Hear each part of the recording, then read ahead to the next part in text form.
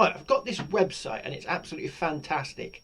What it does is it does NDVI. Now if you want to know what NDVI stands for, I'll bring up this page. So this is NDVI, Normalized Difference Vegetation Index. Quantifies, if I think that's the right word, vegetation by measuring the difference between near infrared, which is vegetation strongly reflects. That's the amount of green you get, and red light, which vegetation absorbs. So it's like the epic crop circles. Crop circles is where the ground's a bit drier and the leaves will be paler, and where it's a bit wetter, the leaves will be darker. So that's basically what this stands for. So I've got this website and I've put it on the NDVI. It does other things like the sizes of trees for some reason, and it's got other ones. It's got LiDAR as well.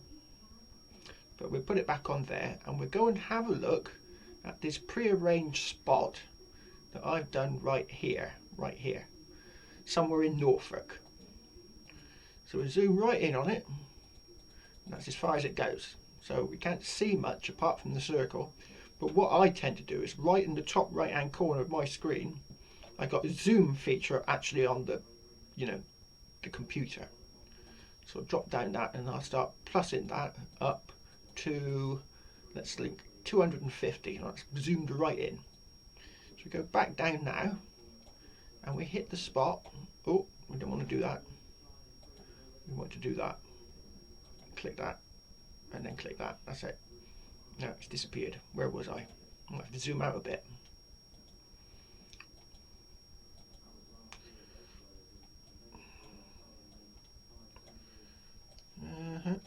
We were there. So we were right here. Now they got these annoying circly things. This is to stop you from nicking it. Not that you would, because you can see a lot more by what I'm about to show you. So zoom back in a bit. Right, let's go to there.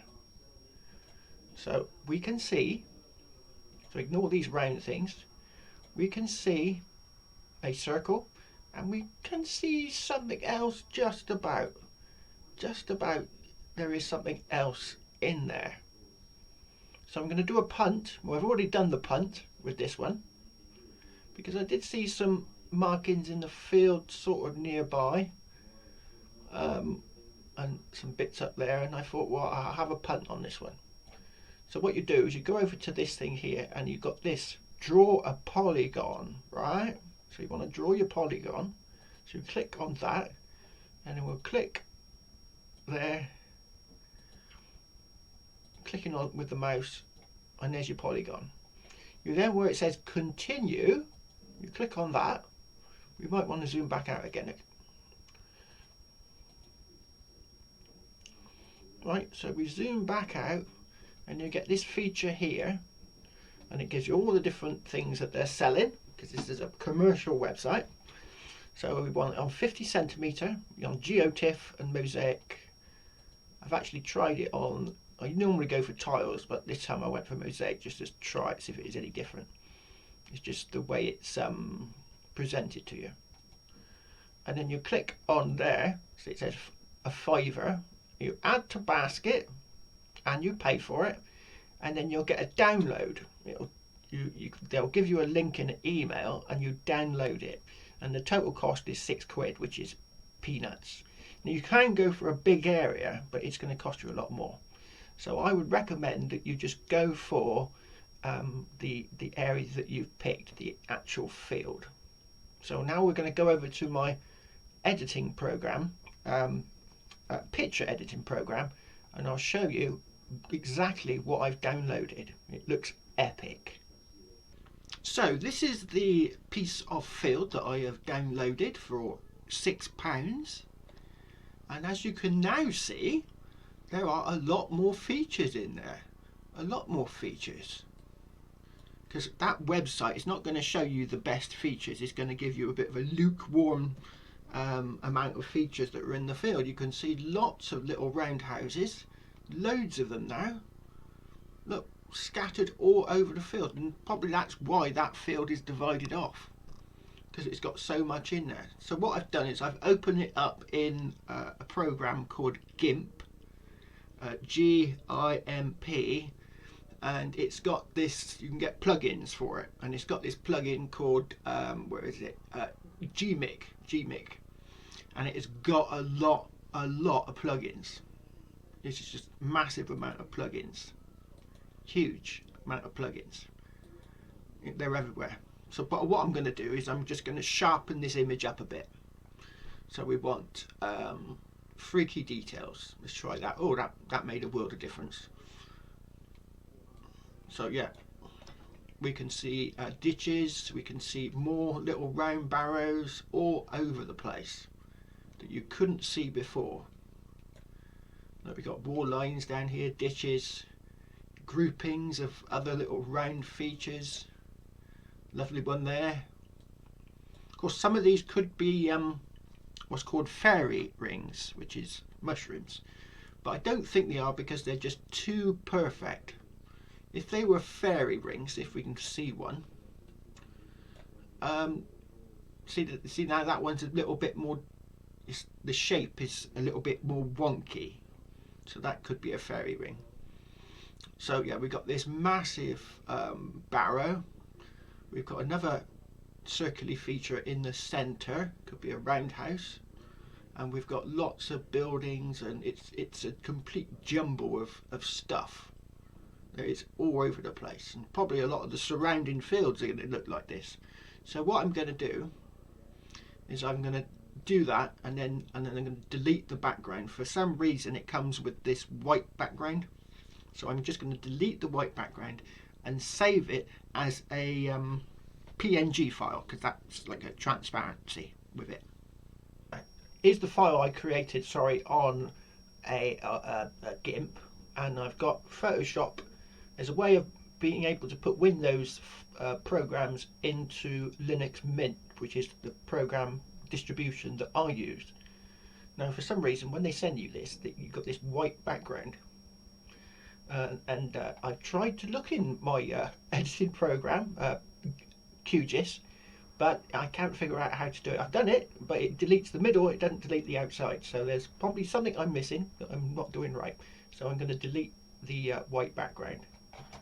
It's a bit jittery, this one, but it does work. There we go. Delete, delete, delete. Now I'll save that to a PNG file.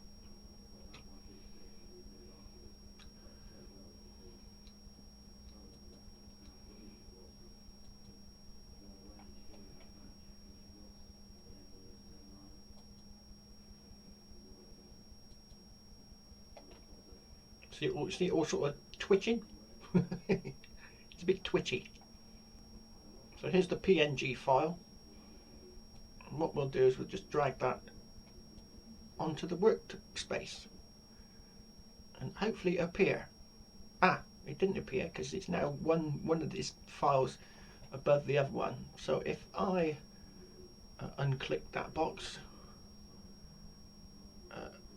unclick these two, hopefully it's in there somewhere. Still can't see it. Ah, I know where I went wrong. I know what I've done wrong. I have it's because I've changed it into an image, it's lost its geo-referencing, so it doesn't know where it is. So when I drew it across, it could have ended up anywhere. It could have ended up in America. So what you got to do is you've got to give it a ooh, curtains. Sunlight's in my eyes. Can't see a thing. Oh, sunshine. My God, what's going on? Right. So here is the location. Look at all those holes. Look at them. Hundreds of them. So this is the location. I got a geo-reference now, that image that I've got.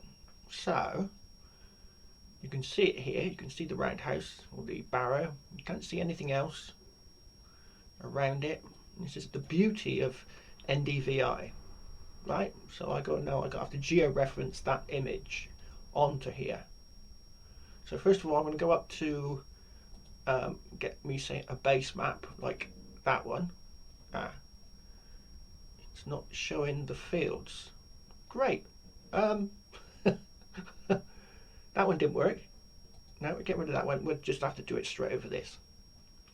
Right, so we want to go up to raster georeferencer. Right, so you've got to georeference that image on here. Open raster. PNG. There it is. Open. So we want to go up and we want to click this thing on with the weird looking orange yellowy thing, and we're going to go for this corner down here. So I'm going to click there from canvas, and we'll click sort of about there. Okay, we'll do the same with the other corner. That one from canvas, sort of about there. Okay, now this kind of bends there, but I don't think that's it. Oh, it is. There it is.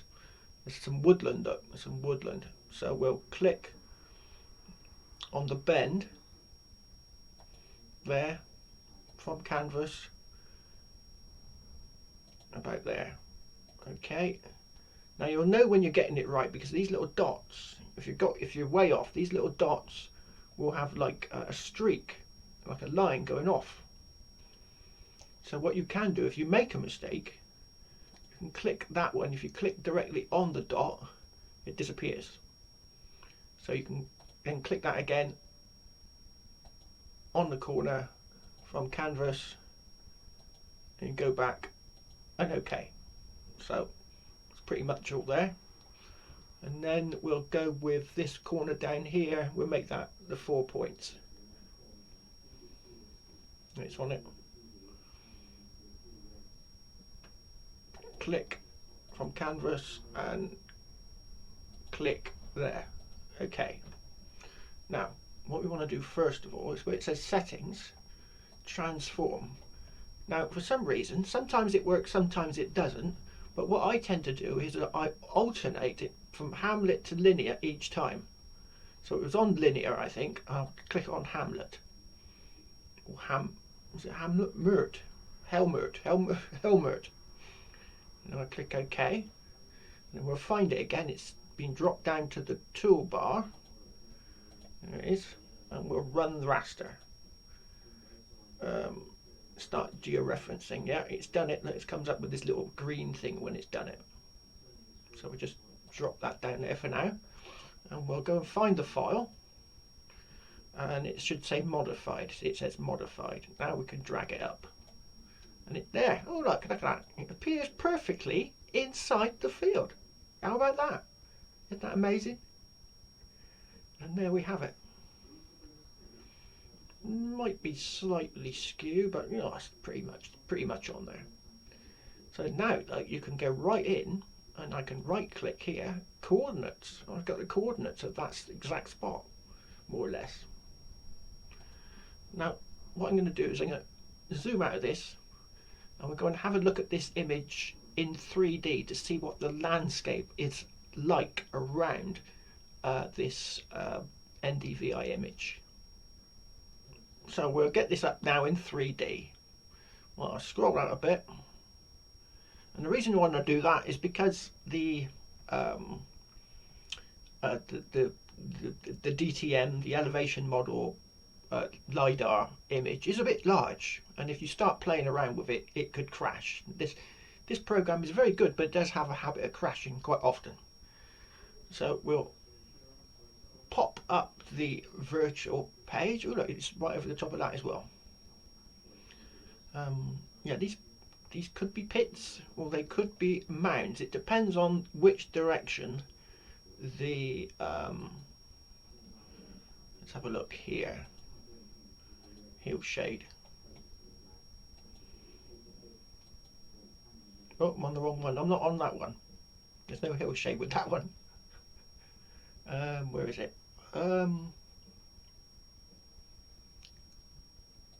It's this one. It's this one here. So I'm going to right click on virtual, because that's what I turned it into. A DTM. The DTM is now called virtual. Virgil. something like that. Ah, there we go. Right, so we can move the sun round. So those dips will become bumps. Ah, they're now bumps, look. So they could be like Saxon burial mounds all over the place. So they're actually lumps and not dips.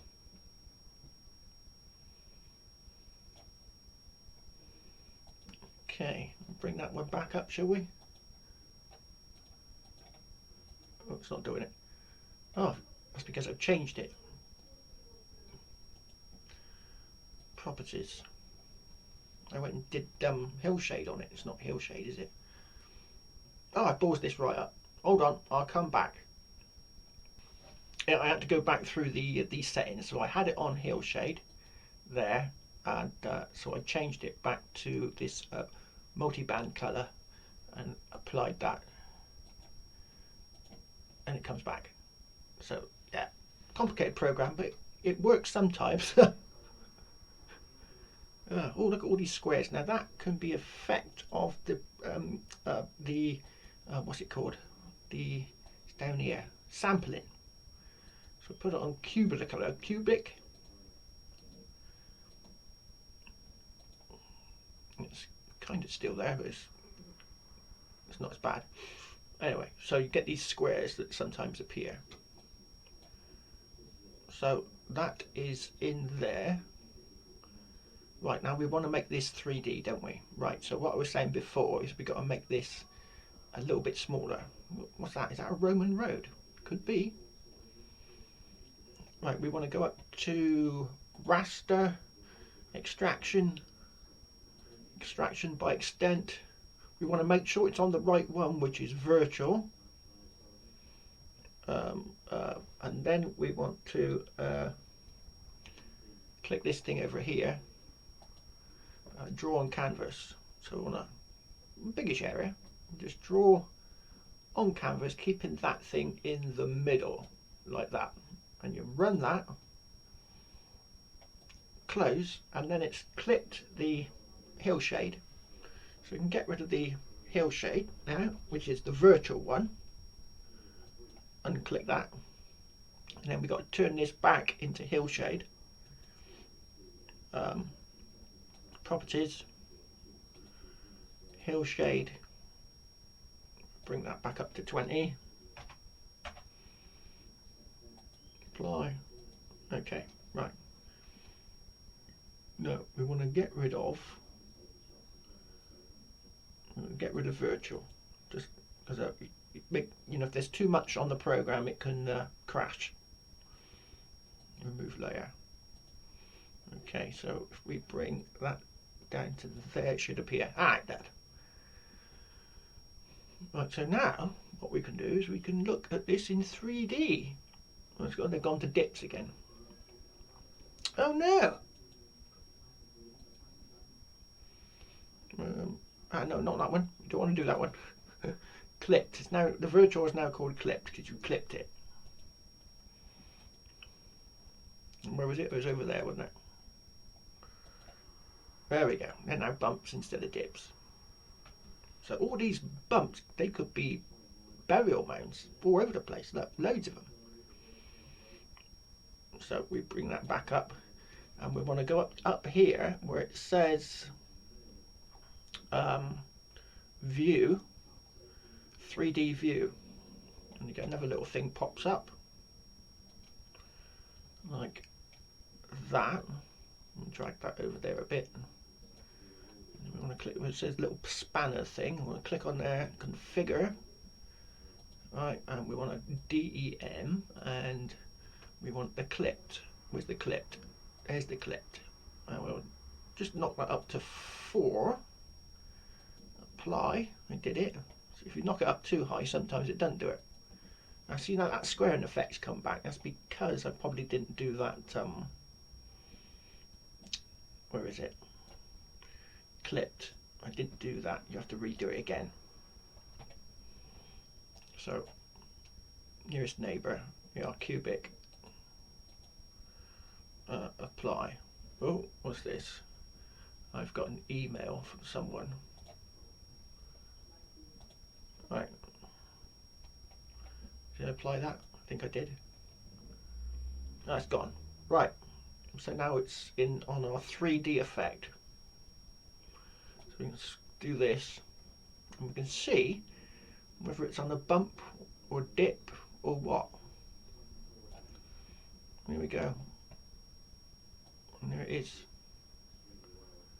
We want to put the map on because the map looks better.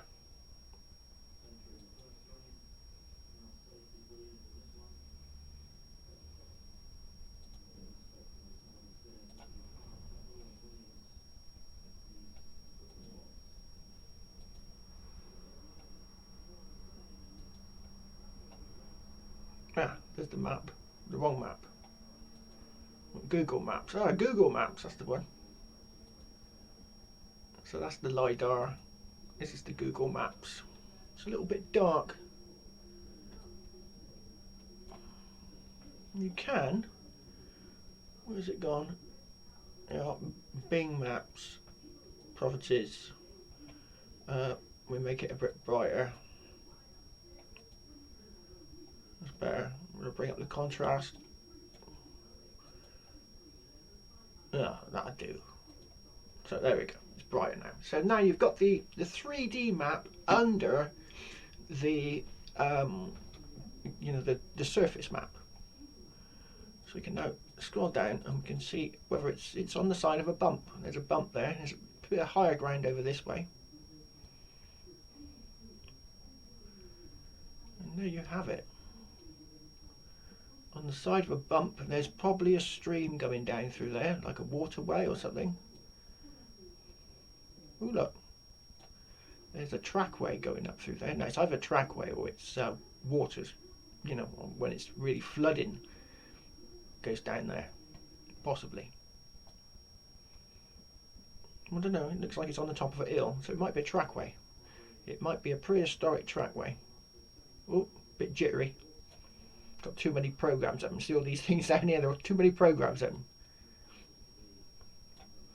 So that's NDVI. That's how useful it is. And if you pick the actual field and not like a huge area, it's reasonably cheap. Look at it. Awesome.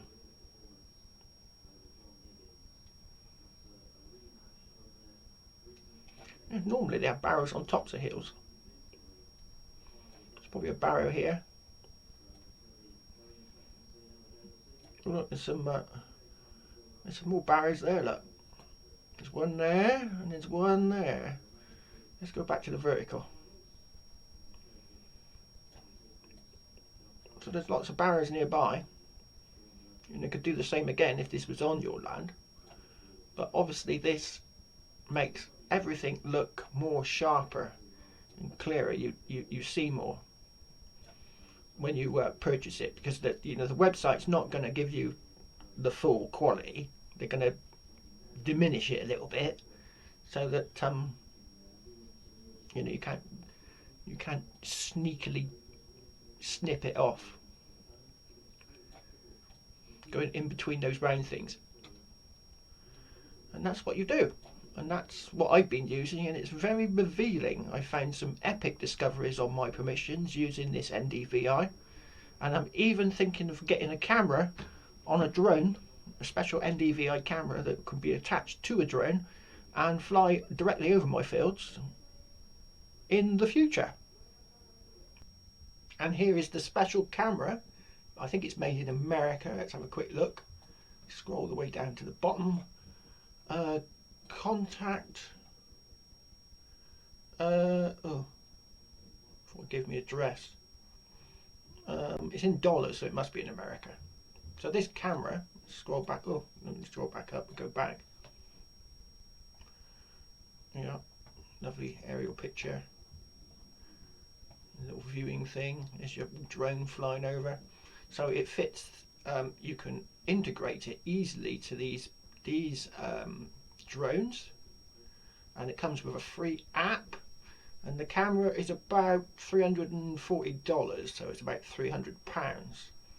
So this is what I'm thinking of doing in the future, is getting one of these NDVI cameras. Now, I'm not going to be filming my land with a normal camera, because that's too revealing as to where I'm finding my stuff. So I'll probably be using this special camera which fits onto a drone, and you can fly directly over your fields, because obviously those pictures that were taken from high above the ground, you know, many thousands of feet, probably from a plane, and this is going to be a lot closer, so it will reveal even more details because you'll be closer to the ground. So if you enjoyed that video, give me a thumbs up, and you could also give me a super chat of £5 to help me pay for that little piece of land, if you so wish. Thanks very much, and hopefully the weather is looking like it might be drying up soon. I'll be back out detecting.